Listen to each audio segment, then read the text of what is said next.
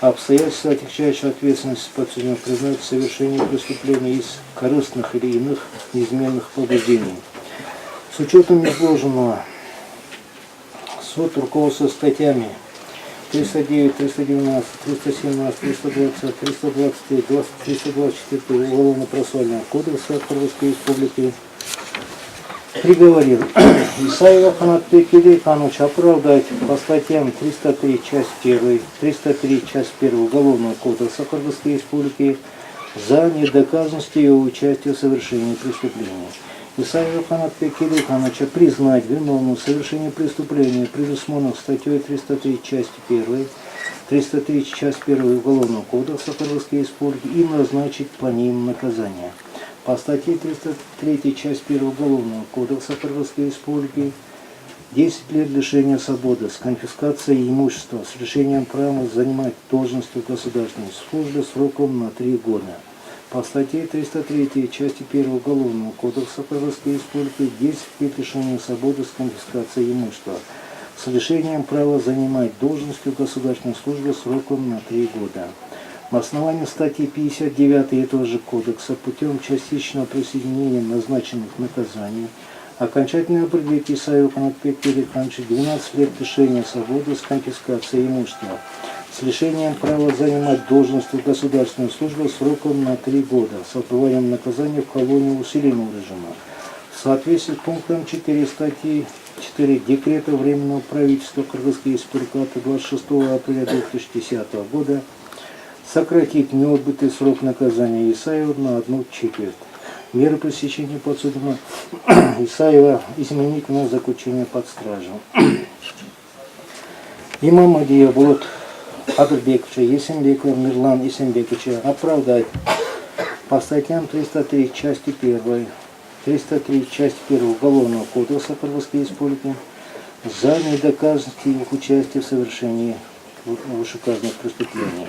Имамадия Болот Адырбековича Есенбекова Мирлан Есенбековича признать виновным в совершении преступлений, предусмотренных статьей 303 часть 1, 303 часть 1 Уголовного кодекса Кыргызской Республики и назначить по ним наказание. По статье 303 части 1 Уголовного кодекса Кыргызской Республики 8 лет лишения свободы с конфискацией имущества с лишением права занимать должности в государственной службе сроком на 3 года каждому. По статье 303 часть 1 Уголовного кодекса Кыргызской Республики 8 лет лишения свободы с конфискацией имущества с лишением права занимать должности в государственной службе сроком на 3 года каждому.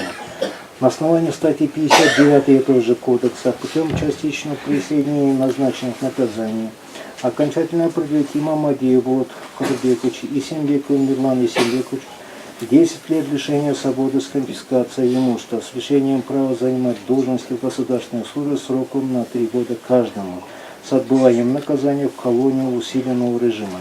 В соответствии с пунктом 3 статьи 4 декрета Временного правительства Кыргызской Республики от 26 апреля 2010 года сократить неотбытый срок наказания Имамадию Есенбекову на 1/3. Меры пресечения подсудимых Имамадиева Есенбекова изменить и взять под стражу в зале суда. Согласно статье 61 Уголовного кодекса, предварительное заключение подсудимых засчитать срок наказания из расчета 1 день к дням содержания в исправительной колонии усиленного режима.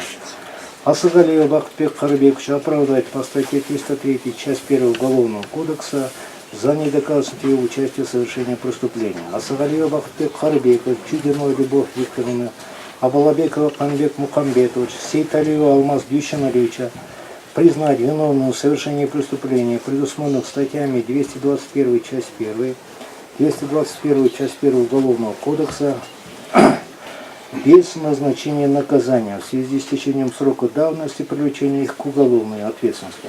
Меры пресечения подсудимых Асыгалиева, Чудиной, Абалабекова, Сейталиева оставить без изменения. А по выступлению приговора закона силу отменить. Арест, наложенный на имущество Асыгалиева, Чудиной, Абалабекова, Сейталиева отменить.